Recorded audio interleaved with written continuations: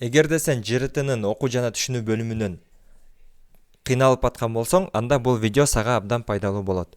Аягына чейин көр, безден белектерди дагы утуп алсаң болот, жакшы бир жеңилдиктерди. Андан кийин сен өзүңдү бул 3 суроо менен, экспресс суроолор менен критикалык ой жүгүртүүнү текшерип алсаңар болот. Азыр 3 суроо силердин алдыңарга чыкты. Буларга максимум 5 мүнөт убакыт койгула дагы өз алдынча иштеп көргүлө.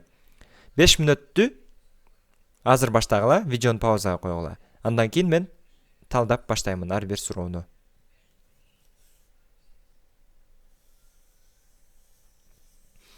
Видеону паузага коюп иштедиңер деп ойлойм. Анда эмесе мен чыгарып баштайын. Биринчиси, логикалык тыянакты текшерет. Гимназия классындагы окуучулардын баары математика экзаменинен өтүштү дейт.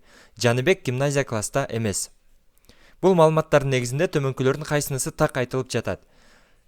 Жаныбек экзаменинен кулады деген так айтылган жок. Анткени Жаныбек гимназия класста эмес да, башка класс гимназия класстагылардын баары өтүшүптүр экзаменден. А гимназия эмес класстагылар кээ бири өтүп, кээ бирлери өтпөшү мүмкүн. Баары өтүшү мүмкүн, баары өтпөшү дагы мүмкүн.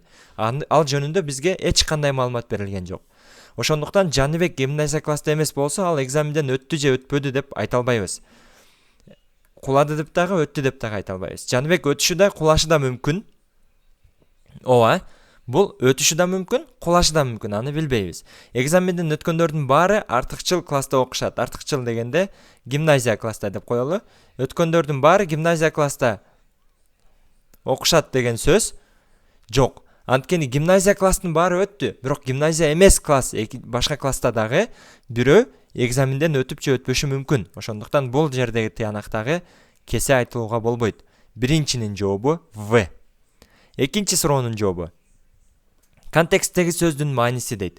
Мэрдин нааразы болгон адамдарды жумшартууга болгон аракетине карабастан, аянттагы чыңалуу жогору бойдон калды. Демек, жалпы контекстте, жалпы мазмунда жумшартуу деген, бул жерде жумшартууга деген сөз эмнени билдирет дейт. Жумшартууга болгон аракетине, нааразы болгон адамдарды жумшартууга болгон аракетине карабастан, аларга жаза берүүгө дегенди билдирбейт. Аларга ызы чууну токтотуу болушу мүмкүн, кичине ойлонбой, суроо белги коюп өтүп кетели. Тамак аш менен камсыз кылуу деген сөз эмес, жумшартуу деген сөз. Ооба, тамак аш берсең жумшашы мүмкүн, бирок бул жерде аны кесе айта албайбыз. Бул жерде ызы чууну ордуна коюп көрсөк, кайсынысында маани жоголбойт. Мэрдин нааразы болгон адамдарды ызы чууну токтотууга болгон аракетине карабастан, ызы чууларын аянттагы чыңалуу жогору бойдон калды. Же мэрдин нааразы болгон адамдарды тынчтандырууга болгон аракетине карабастан. Демек, ызы чуусун токтотуу деген ооба жакшы, бирок жумшартуу деген сөз кыргызчада мындай кичине мындай өзүңө кел деп токтотуу, бир аз тынчтандыруу деген маанеге жакын. Ызы чууну токтотуу деген дагы бир аз жакындап кеткени менен Г'сы көбүрөөк туура келет. Эгер силер Б'ны белгилеген болсоңор, анда дагы жакындаган болосуңар. Туура жоопко, бирок Г туура жооп болот. Силер жөн гана туура ката таптым эмес, ар бирин канчалык жакындадым дегенди дагы үйрөнүшүңөр керек. Далилди талдоо дейт. Үчүнчү суроо. Шаарда унаа тыгынын азайтуу үчүн кызуу маалдарда борбордук бөлүктө жеке унааларга тыюу салынышы керек.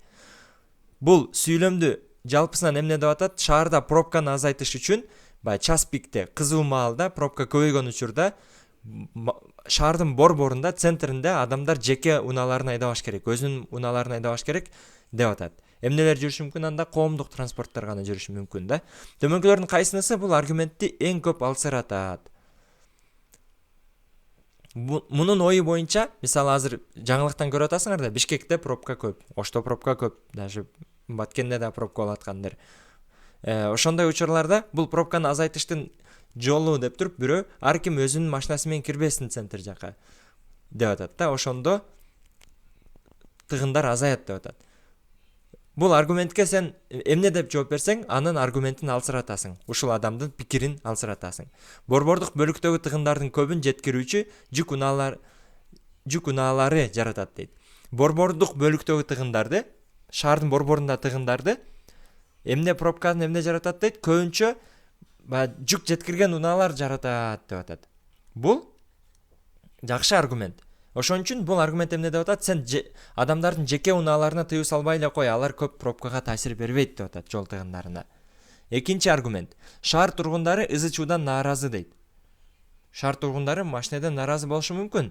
Анда бул тескерисинче ызы чуу же кандай болбосун. Унааларды азайтууну бул аргументти колдойт, алсыратпайт. Үстүнкү пикирди бул колдойт. Ошондуктан бул вариант болбойт. Коомдук транспорт шаар ичинде жеткиликтүү.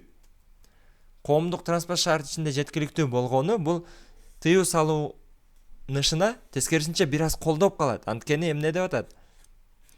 Тыюу салына берсин жеке машинелерге. Анткени силер маршрутка менен, автобустар менен шаардын борборуна жакшы жетесиң деген мааниде бул кичине бул аргументти колдоп калат. Борбордук соода түйүндөрү бул тыюуну колдошот дейт. Шаардын борборундагы соода түйүндөр бул тыюуну колдошсо, анда бул тыюуга, бул пикирге колдоп, булар дагы бул аргументти күчөтүп атат, алсыраткан жок. А бизге аргументти алсыраткан нерсе эмне экен? Бул А вариант экен. А вариантында эмне дейт? Борбордук бөлүктөгү тыгындардын көбү жеткирүүчү жүк унаалары жаратат дейт. Демек, доставка кылган, башка нерсе кылган жүк унаалар тыгынды жаратат. Ошондуктан сен жеке унаалардыга тыюу салбай эле кой деген бир аргумент. Ошол үстүнкүнү алсыратат. Бул пикирди. Бул жакта ошол эле жооптордун ар биринин сүйлөм түрүндө туура жооп эмнеге экендиги жазылган. Мына бул 3-чү суроонун дагы түшүндүрмөсү. Силер жырытынын окуу жана түшүнүү бөлүмүндө бул видео анчалык эле жакшы эмес. Мындан да сонун видеолор бар. Bundan сонун тексттерди, узун тексттерди, кыска тексттерди анализ кылып, ыйлап сыктап дагы анализдеген, мындай наразы болуп, күлүп анализдеген биздин курсубуз бар. Бул жырытынын окуу жана түшүнүү деген курсу Bilimod KG сайтына Google'дан Bilimod деп жазып эле кирсеңер, регистрация бекер, баштапкы сабактары бекер, мына күлүчү жок болгон сабактар бекер. Күлүчү барларды анан көрүп туруп күлүчү жокторду. Жакса күлүчү барларды толук сатып алсаңар болот. Анын үстүнө азыр бизде орозо айына 50% жеңилдик берип атабыз. Орозо айы бүткүчө анда эмне кыласыңар? Жетишип калгыла. Биринчи, ушул видеонун астына комментарийге силер эң кыйын болуп жаткан жыртын бөлүмдөрү кайсылар экенин жазгыла өзүңөрдүн. Андан кийин Instagramдан болсо комментарийге 3 досуңарды белгилегиле. А YouTube'дан же башка жактан көрүп атсаңар жөн эле атын жазып койгула балким, эгер белгиле функциясы жок болсо. Андан кийин бул видеону өзүңөрдүн историяңарда бөлүшкүлө.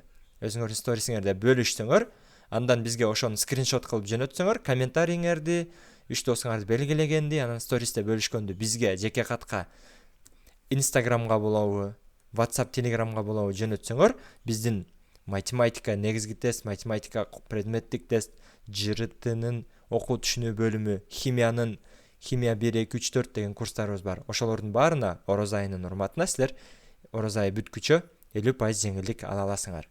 Анын үчүн #орозо2025 деп дагы жазганды, ушул скриншотторду жөнөткөндө, кошуп жөнөткөндү унутпагыла.